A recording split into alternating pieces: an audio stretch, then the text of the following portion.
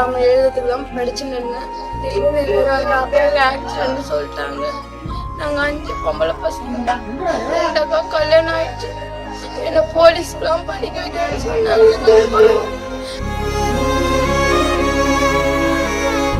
நான் 12th எக்ஸாமுக்குள்ளே விட்டு போயிட்டாங்க. கஷ்டம் என்னன்னு கூட தெரியாதுங்க. இப்ப வாழ்க்கைப்பெல்லாம் கஷ்டமா இருக்க போது.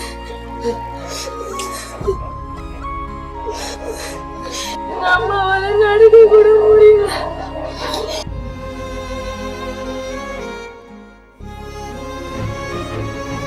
நான் மொத்த மதிப்பெண் 514. எல்லாருக்கும் வணக்கம். நான் விழுப்புரம் மாவட்டம் திருவெண்ணநல்லூர் வட்டம் கருவேப்பிலைப்பாளையம் என்ற ஒரு சின்ன கிராமத்தில் தான் நாங்கள் வசித்து வருகிறோம். எங்கள் அப்பாவுக்கு 5 பொம்பளை பசங்க. எங்கள் அப்பா சைக்கிள்லே தான் மிளகாய் வியாபாரம் செஞ்சு வருகிறாரு. அவருக்கு நாங்கள் 5 பேர் இருந்தாலும் அவ்வளோ எங்கள்கிட்ட கஷ்டம்லாம் எதுவும் சொல்ல மாட்டார். அப்படி ஒரு கஷ்டம் வந்தால் கூட அது அவரே மேனேஜ் பண்ணிடுவார். 4 அக்காவும் டிகிரி பண்ணியிருக்காங்க. நானும் டிகிரி பண்ணலை. 12th எக்ஸாமுக்கு ப்ரிப்பேர் ஆகியிருந்தேன். பப்ளிக்கு தமிழ் நல்லாவே எழுதினேன். இங்கிலீஷ் எழுதக்குள்ள தான் இந்த மாதிரி ஒருத்தவங்க ஃபோன் பண்ணி அப்பாவுக்கு ஆக்சிடென்ட் ஆகிடுச்சுமா வாங்கன்னு சொன்னாங்க. நாங்கள் போய் 1/2 மணி நேரத்துலேயே அப்பா இறந்துட்டார்.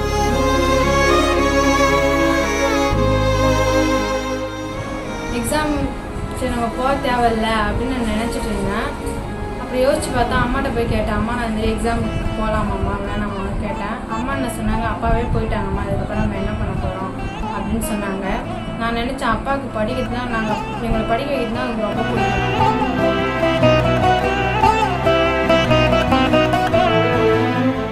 வணக்கம் சார். எங்களுக்கு 5 பொம்பளை பசங்க. எங்கள் வீட்டுக்காரர் வியாபாரத்துக்கு போவார். நான் கூலி வேலை தான் செய்வேன். 4 பொம்பளை பசங்களையும் படிக்க வச்சுட்டாங்க. இதை என்னால் படிக்க வைக்க முடியல. எங்கள் வீட்டுக்காரர் திடீர்னு இங்கிலீஷ் எக்ஸாமில் எடுத்து இறந்துட்டாரு. நான் போய் வரத்துக்கு அவர் இறந்துட்டாரு. அதனால் அம்மா பரீட்சை எழுத போகிறோம்னு சொல்லிச்சு பாப்பா. வேண்டாம்மா அப்பாவாக போயிட்டு அதுக்கப்புறம் நீங்கள் பரீட்சை எழுதி என்ன பண்ண பாருங்க, என்னால் ஃபீஸ் கட்டி உங்களை படிக்க வைக்க முடியாது சொன்னேன் சார். நான் படிக்கிறமா எப்படியாவது சொல்லிட்டு இப்போ படிச்சுட்டு வந்தேன். இன்றைக்கி தான் ரிசல்ட்டு. சரி அப்பா ஆசையாச்சும் நம்ம நிறைவேற்றணும் அப்படின்னு நினச்சி நான் படித்தேன்.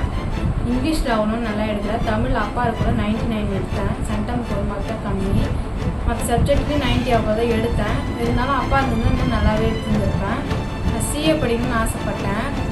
ஆனால் அப்பா இருந்தால் என்னை இப்போ படிக்க வச்சுருப்பாரு. நான் எப்படி படிக்கிறதுன்னு எனக்கு தெரியல. யாருன்னா எனக்கு படிக்க வச்சா மட்டுமாச்சும் போதும். வேறு எந்த உதவியும் எனக்கு செய்ய தேவையில்லை. எனக்கு எதனா அரசாங்கம் பார்த்து என்னை படிக்க வச்சா மட்டும் எனக்கு போதும். நான் படித்து பெரிய ஆள் ஆகிக்குவேன். எனக்கு அந்த திறமை இருக்குது. நான் படித்து எல்லாரையும் பார்த்துக்குவேன். எனக்கு அரசாங்கம் படிக்க வச்சா மட்டும் போதும்.